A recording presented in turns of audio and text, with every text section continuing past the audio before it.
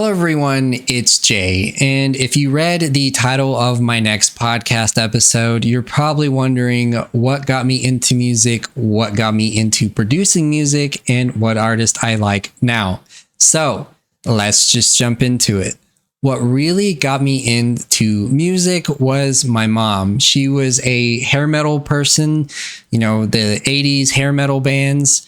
So she introduced me to people like AC/DC, Dawkins, and so forth and so forth. Metallica was a big one, especially growing up for me.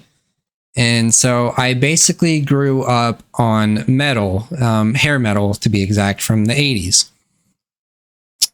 From then on, my mom experimented with me and bought me albums that were like trance albums from the late 90s. So that got me into producing techno, which is, what I do now. So producing techno is probably my favorite thing of all time.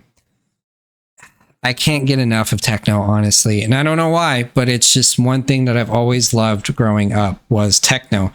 I moved from trance to hardstyle to EDM to just basic ass techno to like more hardcore stuff. I've moved along the lines of really interesting techno, like artists that people have never really heard of that aren't mainstream. But yeah, that's part of my inspiration for my album was being different, being something that nobody has ever heard before.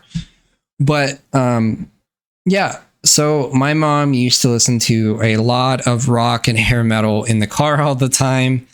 And she said that I was a headbanger from hell. Basically, I was always headbanging my head in the car to bands like AC/DC, especially Highway to Hell, which is not a good song to headbang to. But yeah, I was always a metalhead growing up.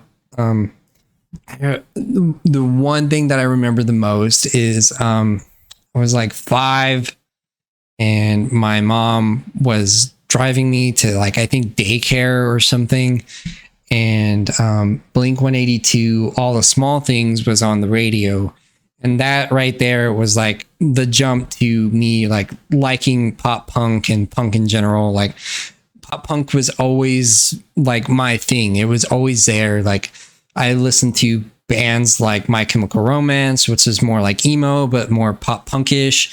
I listened to freaking Sum 41. I obviously Blink-182, Mest. Freaking Mest is so good. But yeah, like pop punk was always my go-to growing up. I loved it. I just love the upbeat tone to it. Is what I love the most about pop punk. I think another, honestly, video games in general from that time period got me more into music. Video games like Need for Speed Underground 1 and 2, they got me into rap and hip hop and all these weird things. Midnight Club, all the Midnight Club games got me into drum and bass and techno more. All the Tony Hawk Pro Skater games, they got me into pop punk and punk in general.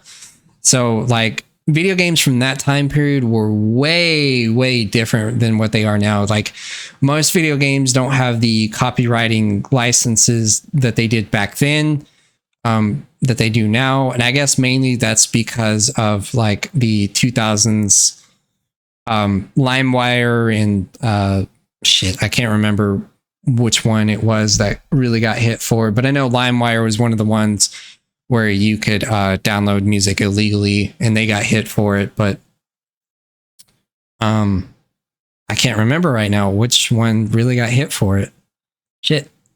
But I know that in the early 2000s, copyright issues really became a thing. So I think that people started having less ability to add music to video games in general. Like most video games now, you get independent artists. You don't get like mainstream artists like you do now. GTA 5 and even the GTA series in general, like GTA 5 has, mainstream artists, but they've all had to, sign deals and pay the artist and do, copyright, make sure that the artist gets paid to have that song in there. And like, honestly, if you get on GTA 5 now, it's way different than whenever the game first started out. Like whenever the game first started out, they had different artists than what they have now. They've obviously updated the artist over time, mainly because they probably lost the contract. But I'm going off on a tangent here on copyright and stuff like that. But yeah, like video games now don't have the musical licenses that shit that they did back in the day. Like there were major artists back in the day on a lot of video games. It was insane back then. Really, it was.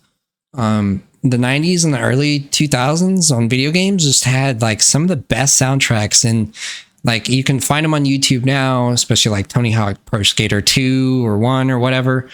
You can literally find those soundtracks on YouTube and just like listen to them and just be like, this was in the game? What the like, it was just a different time. Like music discovery back then was like, music discovery now is so easily accessible, but back then people don't understand that it was also easily accessible back then via video games, movies, even going to the record store, Hastings, for an example, which doesn't exist anymore. It was a different time back then to discover music. Hell, what got me into new metal was my brother. My brother came out with Linkin Park and Limp Bizkit and Korn. And those got me into new metal whenever I was like 5 or 6. I didn't know what new metal was at the time, and I rediscovered it whenever I was in my teens. But those really got me into new metal whenever I was a lot younger. I mean, I grew up on Linkin Park and stuff, and I'll explain more into that in a minute. But yeah, also MTV back then was so different than what it is now. MTV is more reality TV now. It's gone down the shitter, honestly. MTV back then, and even back then, it was going down the shitter. It was more reality.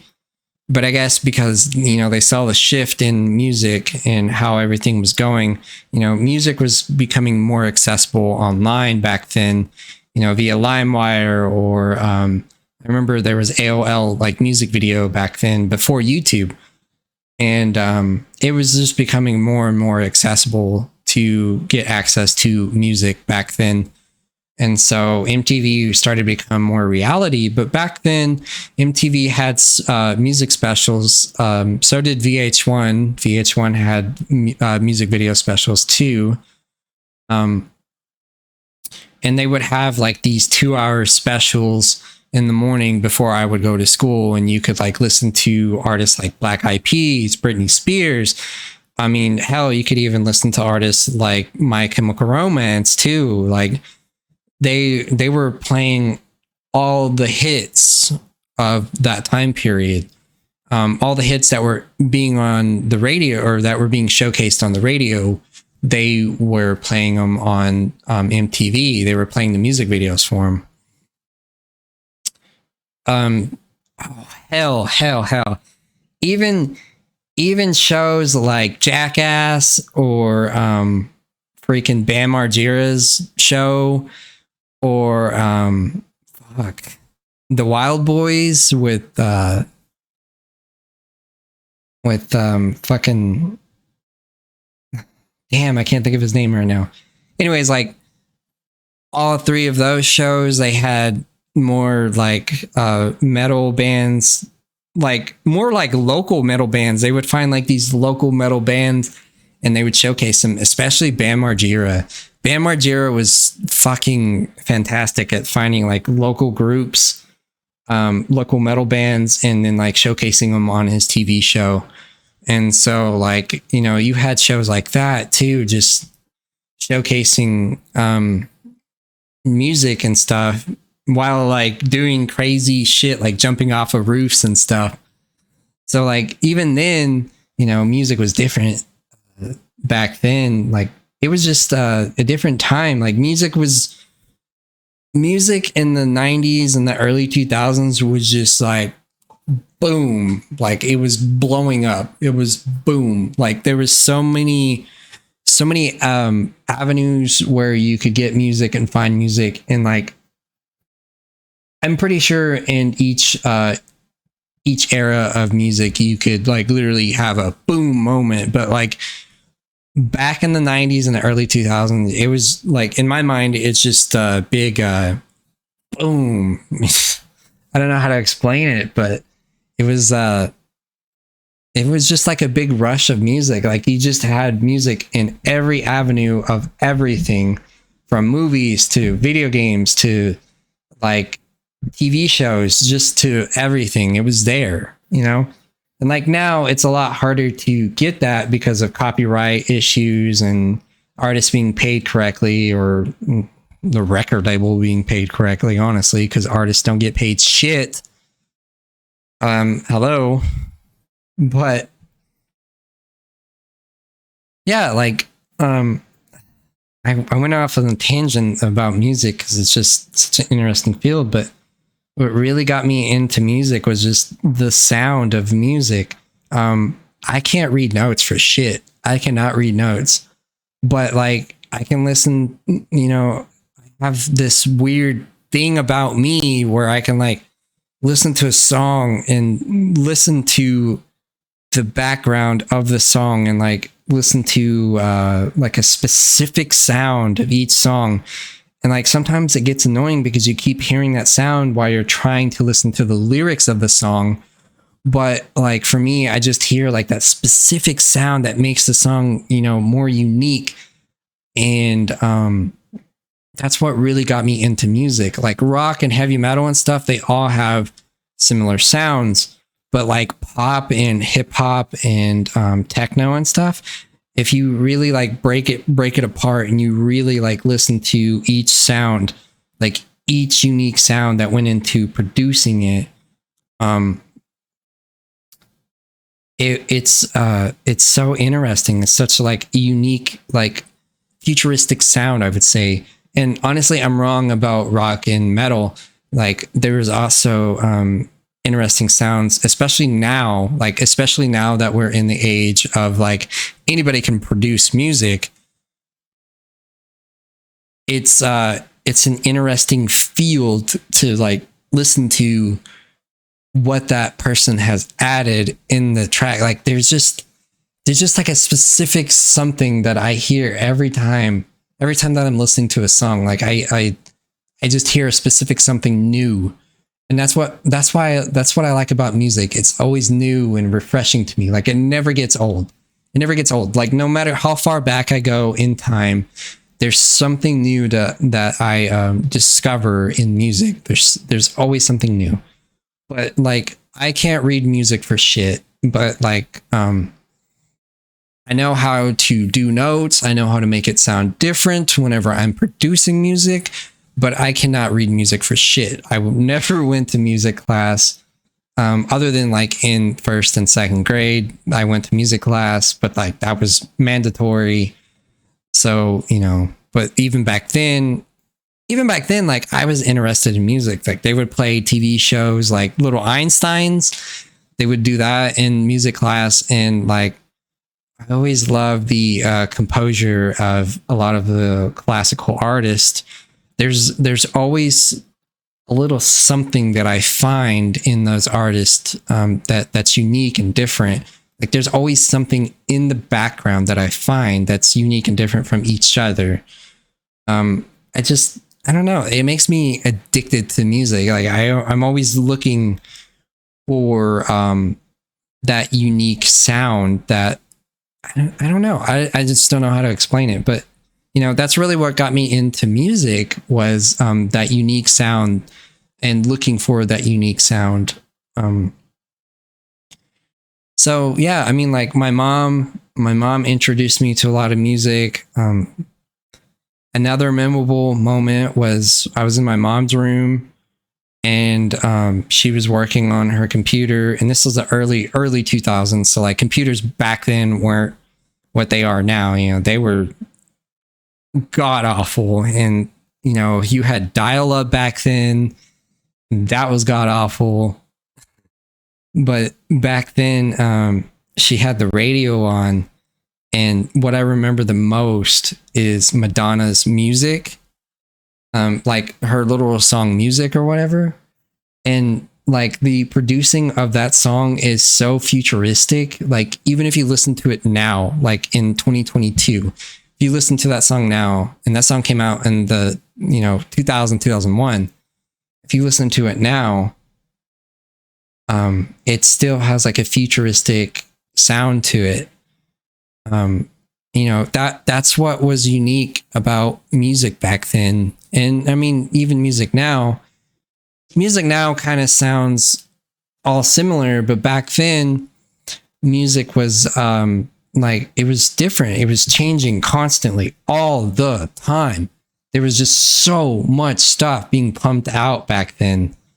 And so, yeah, but like, that was a memorable moment for me, was Madonna's music. That was like whenever I fell in love with Madonna.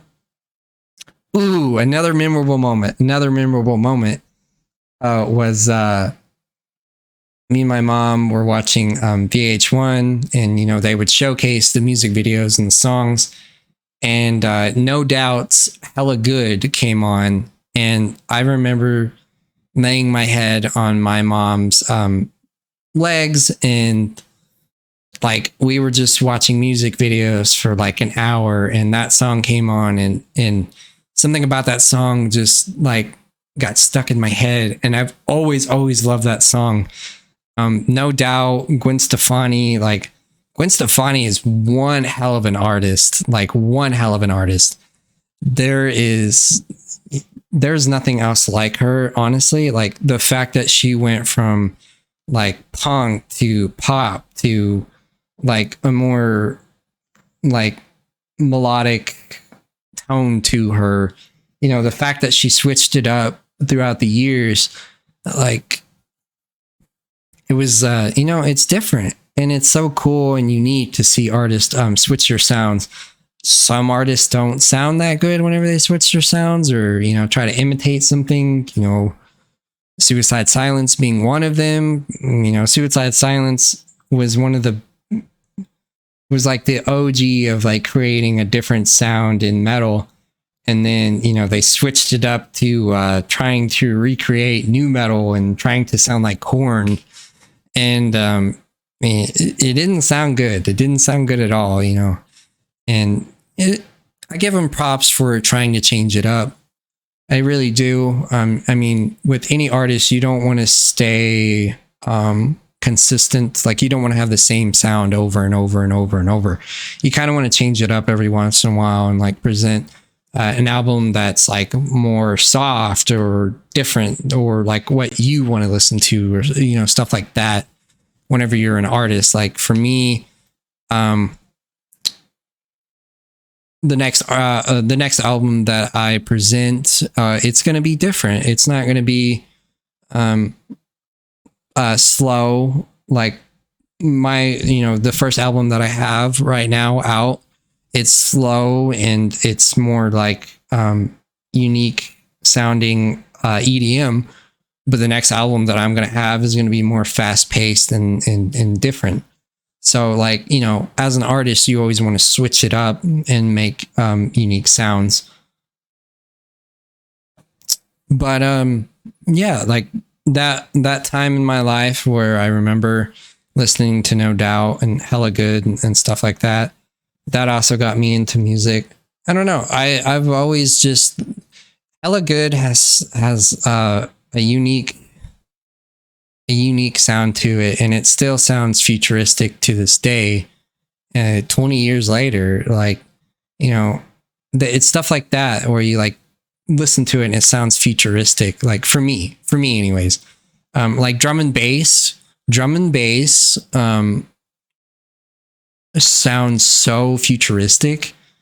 Like if you ever listen to TB, or like if you ever listen to like Midnight Club 3's soundtrack, and you go to the drum and bass section of it, the drum and bass playlist basically, you can hear like futuristic noises. Like just it makes your mind go to like the future basically. I don't know how to explain it, and I sound like an addict talking about it, but yeah, like it just makes your mind like twist and turn, and it makes you think like more futuristic. Like, damn, somebody made this in, you know, the early 2000s or the late 90s, and it sounds like this. Like, what the hell? You know, back then software was different than it is now. You know, back then it was harder to create those futuristic sounds. You know, now it's stupid easy and anybody can do it. But back then people had to come up with some crazy shit to produce that. So like, you know, that's what really gets me into music, is like how people produce this crazy shit and make it sound so futuristic and different. And like back then it was just, you know, I've seen so many, you know, documentaries from the 90s of like how people produced music back then. And back then it wasn't like it is now, where it's just super simple. You know, back then you had to do a lot of extra steps in order to make it sound like fucking amazing. And, you know, that's what I get out of No Doubt's Hella Good, is like, it just sounds futuristic. Like they spent time into producing that track. They spent time into mixing that track, into making it like sound futuristic and good. And like now, like there's a lot of good artists now, but I think producing now has become more bland and easy to make beats. And so we kind of lost touch into creating a futuristic sound. Like hell, whenever dubstep came out, I remember that was the craze back then.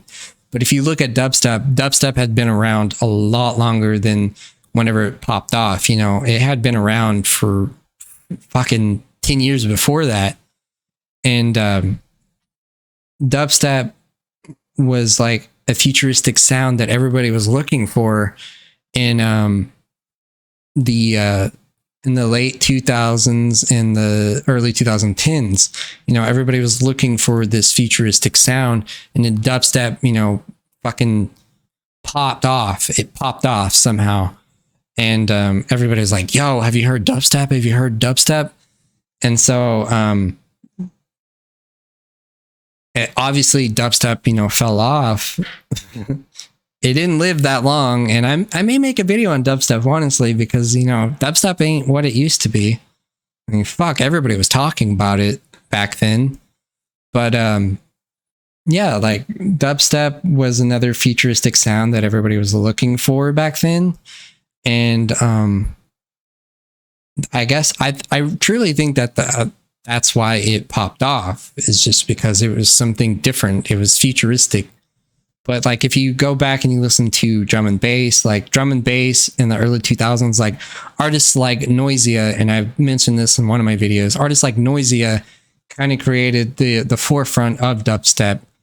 And like if you listen to their early EP stuff from 2003, 2004, you'll kind of hear the futuristic sound of dubstep. Like you'll hear it present in their drum and bass soundtracks. But yeah, that's what really got me into music, was just hearing different noises and the futuristic sounds of everything. Fuck, it was it was metal and trance and like weird dumb shit that made no sense for me, that I grew up on. Ooh, the Beastie Boys. Ooh, the Beastie Boys have they sampled a lot. And like in rap, and hip hop, you sample a lot. You know, especially back then, you would sample a lot. It's really easy to make an 808 beat now, but back then you would sample a lot of artists and make a beat out of it. And the Beastie Boys kind of like redefined that. You know, the Beastie Boys presented a different sound in hip hop and rap and stuff. Same with Run DMC. Like they created a different sound in rap and hip hop. Them two artists together, like they were creating rock and hip hop together. Like they were mashing it together. You know, that's different and unique. You know, that's something, you know, else to bring up of why I'm so interested in music is just like, you know, people come up with some crazy shit and they mesh it together and it sounds so different and unique and futuristic. And I don't know, it just, you know, it makes my mind go crazy. Like, fuck, how did they come up with this? You know?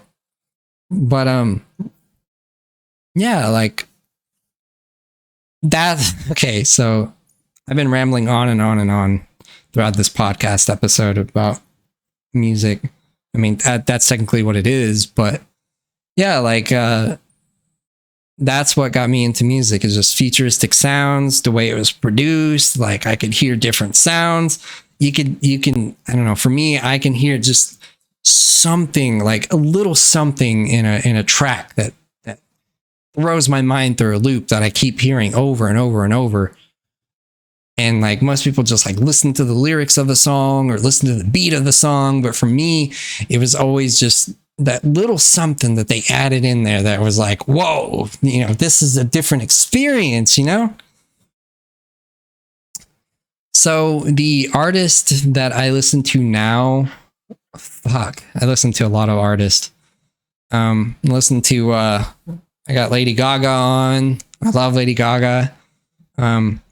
Her music videos and like her beats back then, like even her beats, if you listen to like Love Game or whatever, you listen to it, it still sounds like something that could come on the radio now. And that song's fucking 12 years old, you know?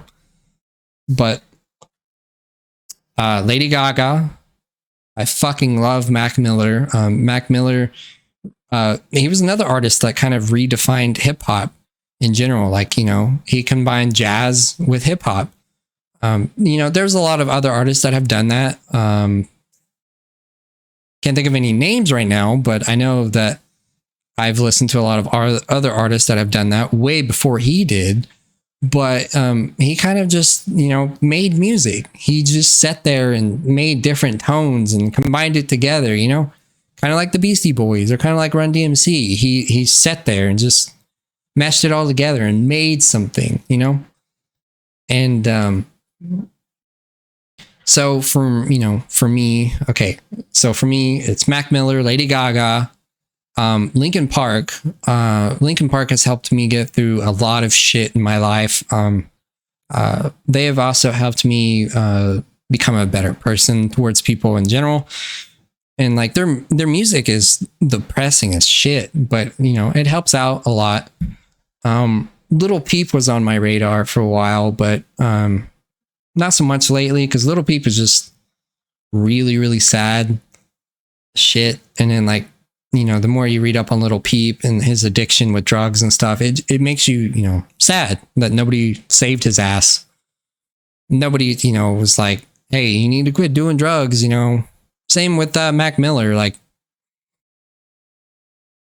these people weren't giving a shit about these artists. They were letting them do whatever the fuck they want and make money off of them, you know? It's shit like that that bothers the fuck out of me. But, fuck, I listen to a lot of drum and bass artists. So many of them. I go back in time with drum and bass because it's different now than it was back then. Like Source Direct, TB. Who else? Like Dom and Roland. Like, fuck, I just listened to so many artists. Charlotte DeWitt, Charlotte de Witte, is that how you say it? I did a video on her. I listened to a lot of her techno tracks. Fuck. There's just so many artists that I listen to now. I like to go back in time to the early 2000s and like rediscover music that I haven't listened to in a long time. Justin Timberlake, even with all his scandals and stuff, I like his tracks a lot because the production side of it. Timbaland is a fucking amazing producer, and I made a video on him last year around this time. But Timbaland is a really amazing producer, and the shit that he was coming out with back then was futuristic as fuck. Yeah, like those are some of the artists that I listen to now. Mac Miller has been my go-to for sure lately. Because I'm still going through some shit, but Mac Miller helps me like stay calm and think about my next album and think about creating music. Like Mac Miller's music kind of just gets to me in that way. But yeah, I mean, even Linkin Park, like fuck Linkin Park, Chester Bennington was always about music, and I wish I knew him as a person, but the way everybody has talked about him in videos and in documentaries and stuff, Chester Bennington was always about the music. So Chester Bennington was my inspiration on creating an album and creating music in general. So I mean, with his band Linkin Park and his other bands, it's been he's been my go-to as well lately because he pushes me, not he in general, but Linkin Park in general kind of pushes me to overstep my boundaries in creating another track. And so there's just so many artists that I listen to, but those are some of the artists that I recommend checking out. Lady Gaga, Linkin Park, Diamond Roland, Madonna. Madonna has some really good producers. Rihanna, ASAP Rocky, ASAP Ferg. Like, I can just sit here and name so many artists that I've listened to, but I don't have enough time for that. This podcast episode is almost over, but yeah, like honestly, music is always going to be my go-to, and I'm always going to make tracks and make albums and stuff, no matter how, if I take off or if I get old and die, I'm always going to have shit just in the background there because I just love music. I wish I could read music, and maybe I'll take the time to understand music a little bit more. But yeah, this is where the podcast episode is going to end. So if you happen to like my content or anything about me in general, make sure to like, share, and subscribe. Leave a comment down below, and I'm out.